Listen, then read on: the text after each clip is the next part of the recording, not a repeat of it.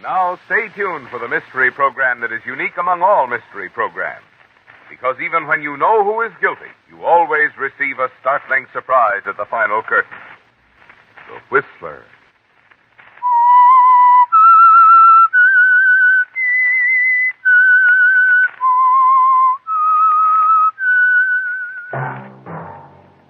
Signal, the famous Go Farther gasoline, invite you to sit back and enjoy another strange story by The Whistler.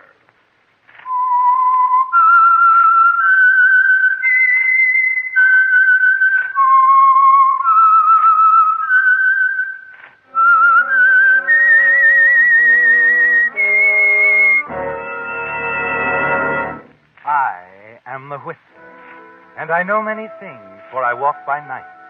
I know many strange tales hidden in the hearts of men and women who have stepped into the shadows.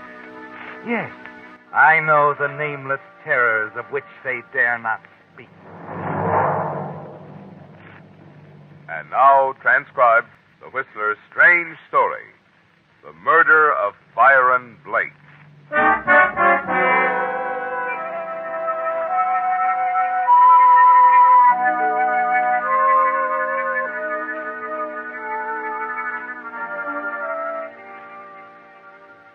It was well past the lunch hour, and the little restaurant on 56th Street was almost deserted, except for the corner table near the window, where Julie Lang and Gus Hackett sat talking over their coffee cups. Julie, Yes, better eat something. You didn't touch your lunch. I don't feel like eating. O-D-A-F, death penalty for killer of Byron Blake. Extra Byron Blake killer faces maximum sentence. Byron Blake killer faces maximum sentence. Extra. Gus. Yes, Julie? I could use a cigarette. Oh, sure. Here you are. Thanks. Feel any better? I guess so. You do understand, Gus. I'm sorry to be... Of course, I understand, darling. I don't feel much like talking. I just want to be quiet and think a little.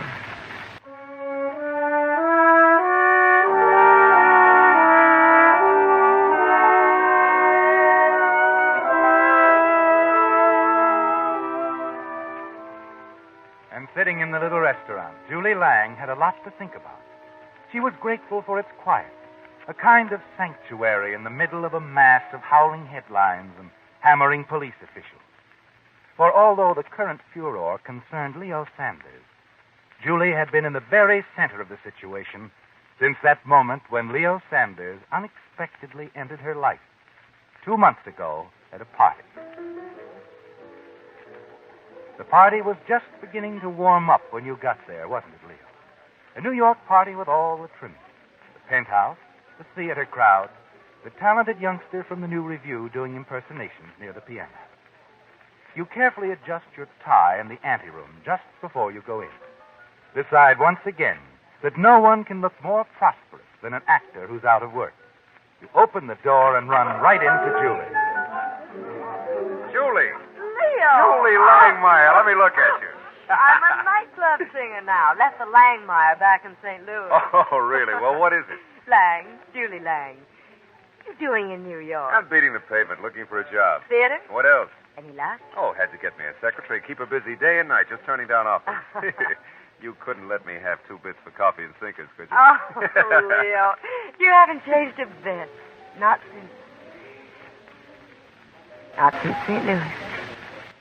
Yeah. St. Louis. Who are you here with? Gus Hackett. Who? Gus Hackett, the agent. You mean the Gus Hackett? Why not? Oh, Julie, darling, you've suddenly become the most glamorous woman I ever met in my life. Shall we adjourn to the terrace? Please, Leo, not right now. Oh, come on. Come on, I just want to talk over old times. That's just it. That's all behind us now, Leo. I'm I'd afraid rather- I'll have to carry you out there bodily. There's no other answer. All right, Leo. But just for a minute,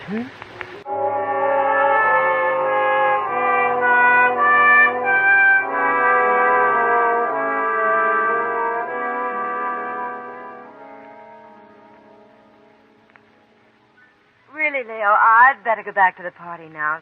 Gus is probably wondering where I am. That's no reason at all. You know, you're afraid of me, aren't you, Julie? Yes, I suppose I am. Why? Is it important? Very important. I don't want it to happen again, Leo. St. Louis? Yes, St. Louis. I found a new life for myself. New friends. Julie, you still love me. Why don't you admit it? Oh, I don't know, Leo. So confusing. You're coming back this way. It can be just the way it was. Darling, I'm different now. I've learned a lot. You can help me, you know. Hackett's the biggest agent in the business. If you could get him behind me, well, there's no end to what we could do together. We'd go right to the top. It's not just that. There's something else, Leo. I don't want to talk about it now. Julie. Oh, Gus, I want you to meet an old friend. This is Leo Sanders. Leo, this is Gus Hackett, my agent. Hello. How are you? Leo and I knew each other in St. Louis. Oh, I see. Julie, Pat Hoffman's arriving. Pat? But he told me... Yeah. You'd better run out and say the right things. Go on now, hurry. Excuse me, Leo. I'm sorry, Mr. Sanders. I suppose she told you about Pat Hoffman. Well, she started to say something. Queer guy. He runs the nightclub where she works. Decided he's going to marry her. I see. No, I'm afraid you don't. You've known her for a long time. Huh? Oh, I went to high school with her. We went around together when I first started out, on the stage. Oh. Oh, you're an actor. Yes. As a matter of fact, I've been trying to make an appointment with you for a month. Finished a nice run with Fallen Star on the road. Sanders, do you mind if we don't talk business tonight? I guess I've got the jitters or something. Oh, I'm sorry. I didn't mean to. Oh, sure. It's all right. I told her again and again about that Hoffman character. I don't know where it's going to end up. Oh, is it that bad? Oh, worse. Look, I'll talk to Julie about you. If she says you're okay, it's great with me. Maybe we can work out something. That's all I can say right now.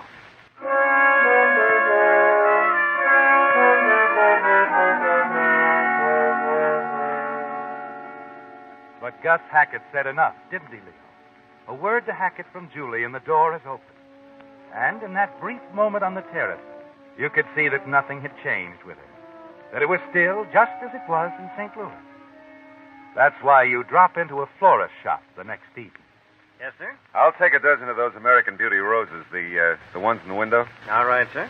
And send them to Julie Lang at the Parakeet Club on West 58th Street. You want to include a card? No, I'll deliver the message myself.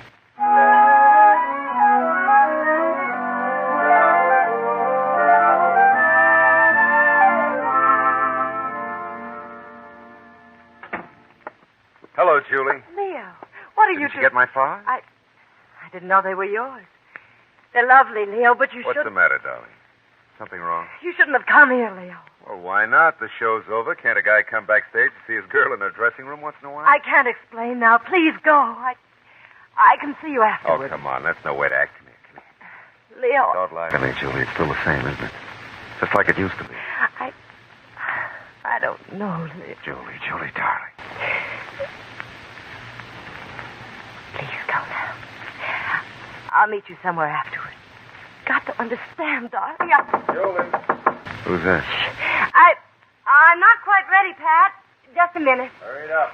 Behind that screen over there. Hey, what kind of... Please, darling. Yeah, but this is stupid. You're of age. Will you do as I say? All right, Julie. Yes, Pat? What is it? I just want to tell you it's all set. What's all set? Tomorrow night. I arranged for Lorraine to do your spot so you and I can take the night off. Hey, wait a minute. What's this? Oh, the flowers? I meant to tell you. Who's sending you flowers? He's just a friend, Pat. You didn't answer my question, Julie. Who is he? I don't think it's any of your business. Don't give me that. I'm tired of it, Julie. I told you before I wasn't going to take any more. All right, Pat. You don't have to take any more. I don't need this job. I don't need you. I'm not a child, Pat. You have Shut no up. right... And get this, Julie. You're staying here with me whether you want it or not. You can tell your friend if he makes another pass at you, I'll kill him. That's all. Now get into your things. I'll have the car ready for you in 15 minutes.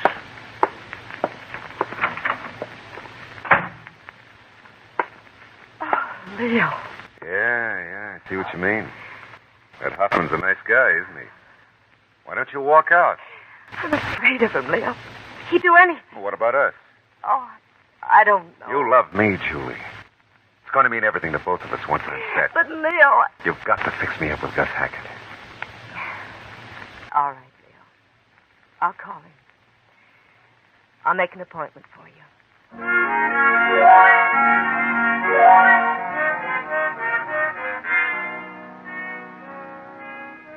When you leave Julie, you walk rapidly towards your apartment.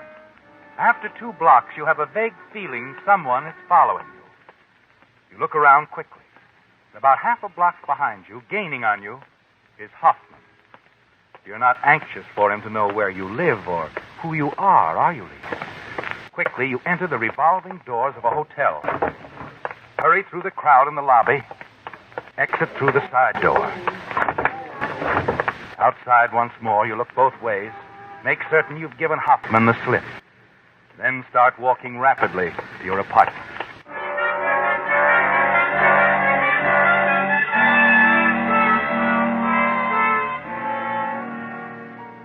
Once you reach your apartment, you dial Julie's private phone at the club.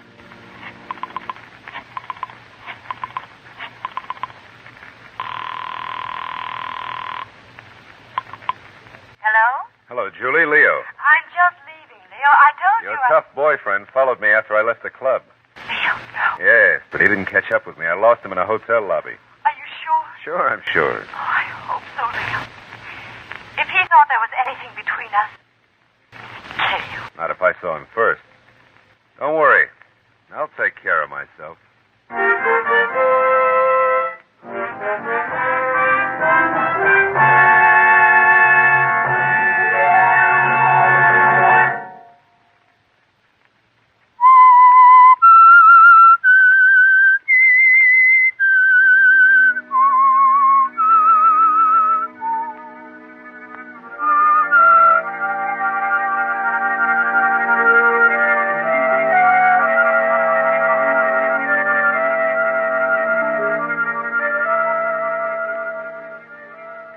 You're surprised, aren't you, Leo? Pat Hoffman's threat that he'd kill anyone he caught hanging around Julie Lang didn't mean much to you until he started following you after you left Julie's dressing room. Once you lost him in the crowd, you made a note to watch out for him in the future. Besides, finding Julie again has given you an inside track with Gus Hackett, the actor's agent. And you'll do anything to get a break in the theater, won't you, Leo? Anything. A few days later, you enter Gus Hackett's office to keep the appointment she arranged. Hello, it's certainly nice of you to see me, Mr. Hackett. Hello, Sanders. Sit down. All right. Tell me about yourself. Oh, well, I started in stock in St. Louis. Went on the road with the second company of Pretty Boy. I had 16 weeks of that. Mm-hmm. Yeah, well, then, of course, there was the usual summer theater work, and I brought along some clippings. No? Good. Yeah, but really, there's one review I'm pretty proud of. A guy in Seattle thought I did all right with the lead in Primrose. Mm-hmm. A standout performance by a bright young newcomer, Leo Sanders, was well received by an otherwise restless audience. Sanders showed strong presence and a genuine understanding of Mr. Carter's principal character. Okay. Yeah, well, of course, that's all Bush League stuff to you, Mr. Hackett. Everybody has to start someplace, Sanders. Yeah. Don't let it worry you. As a matter of fact, the thing I have in mind calls for an unknown. Oh? Yes. It's Mel Franklin's new play. He'll be casting in about a week. Mel Franklin. Oh, that'd be quite a break. And from what he told me about it, there's a good chance you might be what he's looking for. Well, of course, Mr. Hackett, you know, I've only done leads. I'm talking about the lead. Yeah, well, it's a little hard to believe that Franklin would take a chance on an unknown. Well, Mel has quite a few ideas about the part. Above all, he wants someone who isn't identified with any other characterization. I see. It's that kind of a part. Uh-huh. The play might suffer if the audience associated the actor with the wrong kind of things. Which brings up something else, Sanders. What do you mean? Your background. There were a few clippings you didn't save, right? Now, wait a minute. Mr. Hackett, has Julie been telling you... Julie hasn't been telling me anything. Except how competent you are. No, Sanders, I found these things out of my own hook. It's a practice of mine in taking on a new client. And, just what have you found out? Well, let's say it wasn't entirely brakes that have held you back. I understand you got out of hand a few times. Oh, it's never anything serious, Mr. Hackett. That hit and run charge in Duluth was serious enough. You served time for it. Well, yes, but... And there are at least half a dozen times in the Midwest where you've been in one kind of trouble or another. That temperament routine doesn't go anymore, you know. All right, Mr. Hackett. I don't see what that has to do with anything. In this case, everything. I just want us to understand one another, that's all. Now, in dealing with Franklin, I'll do the talking. I understand, Mr. Hackett. Well, I appreciate this even more. Don't thank me. Thank Julie Lang. Oh, I intend to. She's a wonderful girl, Sanders. I guess I'd do almost anything for her. I understand, Mr. Hackett. I hope you do. She's very fond of you, you know. I wouldn't want to see her hurt. Of course not. All right, Sanders. I'll arrange that tryout. Be at the 56th Street Theater at 10 tomorrow morning.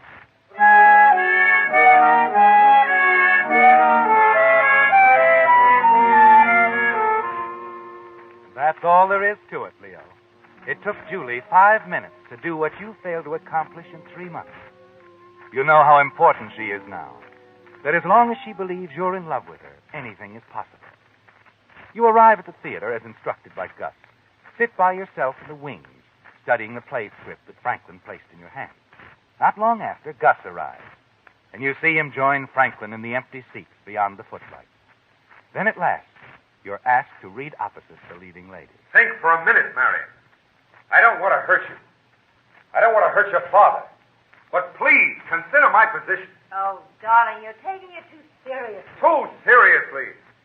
Marion, those people are counting on me. You don't quite lose yourself in the part, do you, Leo? No, you do your best. But all the while you're reading, you can see the dim outlines of Gus and Mel Franklin beyond the footlights. And you wish you could hear what they're saying. Well, what do you think of it, Mel? The guy's good, Gus. Is he in? I don't know. I had another actor in mind, and I'd still like to listen to him. But it's between him and Sanders? Yes, I think I can promise you that much. Good enough. Except that I think Sanders is right. Sure, he's doing a good job, only... Well, Gus, I've heard things about him. I understand Oh, that's all in the past, Mel. Yes, but this part, he has to be a clean-cut guy or the thing will fall on his face. I wouldn't worry. Listen to him, Mel. He's really an actor. Listen. I'm sorry, Marion. But that's something I can't believe anymore. I'm sorry, too. I've done everything I can. Not... You may have something, Gus. Let me think it over. Okay. But you've got a chance at a hit on this one, Mel. Don't let a few rumors spoil it for you.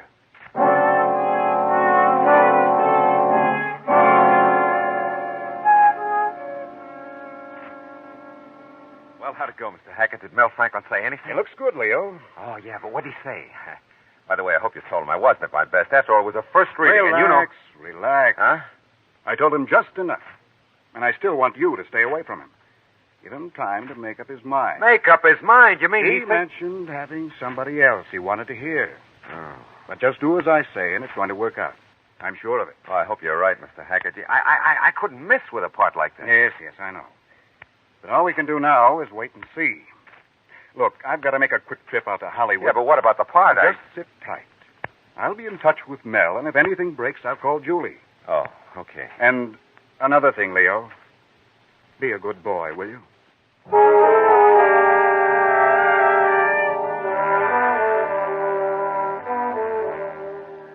You never dreamed it could happen so fast, did you, Leo?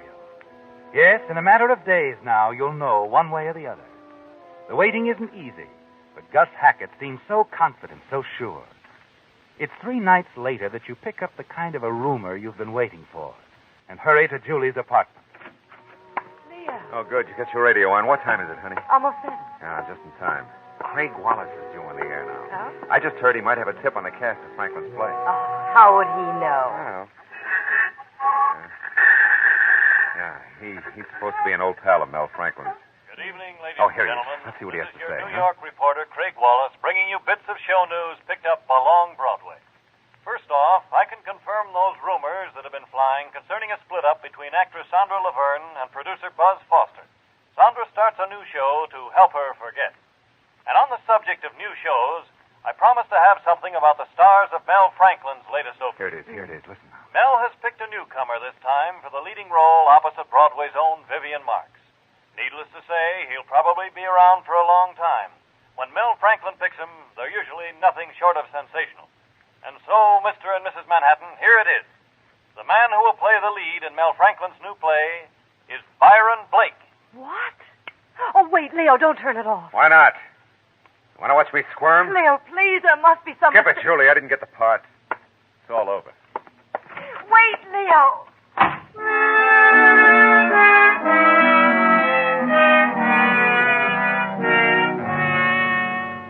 Yes, Leo, it's all over. You tell that to yourself again and again as you leave Julie and aimlessly walk the streets. It's even worse now than before you ran into her at that party. Coming so close, having a dream in the palm of your hand. Then watching it vanish in a casual remark from a radio commentator. Yes, there are only two of you, Leo. And tomorrow they'll all tell you it was close. That it was a hard choice between you and this Byron Blake. And you'll smile politely and say, thanks anyway. And step back to where you were 3 months ago when you first came to New York.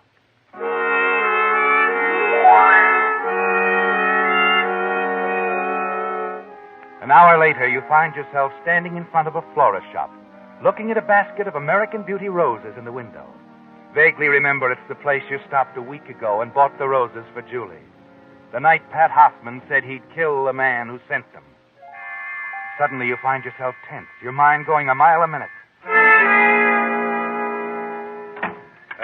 Just a minute, please. Sorry, mister. Closing up. Yeah, but I want to buy some flowers. Too late, buddy. She'll have to wait till tomorrow. Now, look, I've got to have them. Those roses. I want 2 dozen. 2 dozen American Beauties? Yeah. Well, never too late to make a sale like that. Come on inside. Have you got 2 dozen? Oh, sure. Now, what about delivery? There's $10 in it if you deliver them tonight. I guess I could take care of it on my way home. Oh, fine. I want you to take them to the Parakeet Club. I know the spot. See that Pat Hoffman, the manager, gets them. He'll know who they're for. Okay, now what about a card? Yes. Yes, I want a card on them. Just put, to Julie, with all my love. Uh-huh. And sign it, Byron Blake.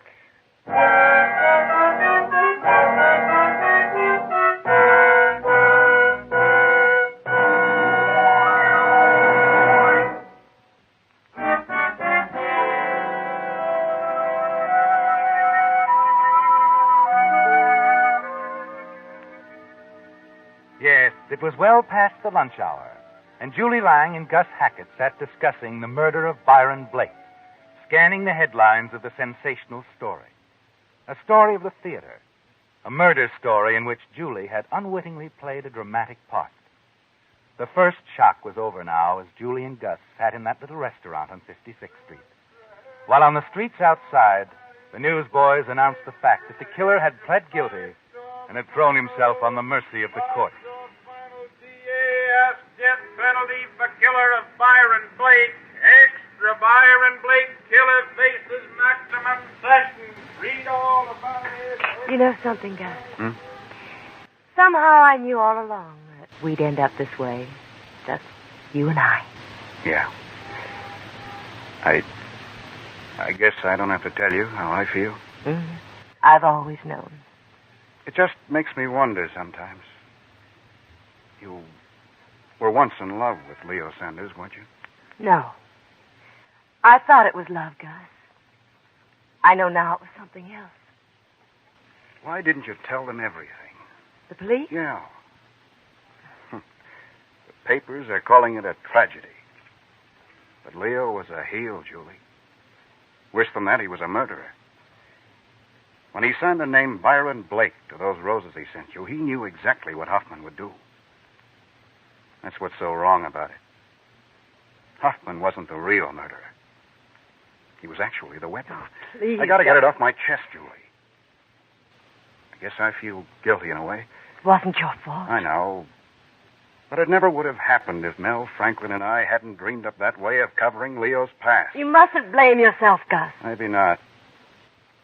But it's too bad Leo didn't know that the stage name we dreamed up for him was Byron Blake.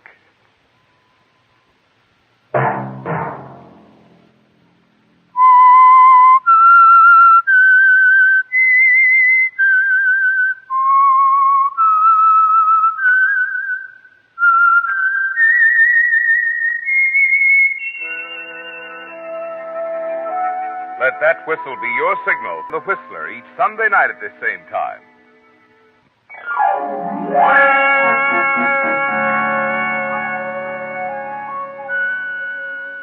Featured in tonight's story were Bill Foreman, Gerald Moore, Doris Singleton, Barney Phillips, John Stevenson, and Bob Bruce.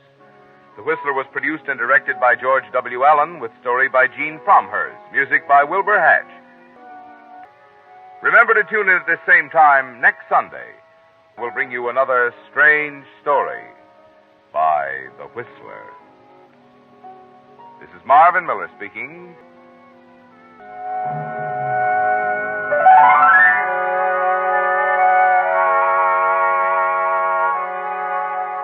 This is CBS, the Columbia Broadcasting System.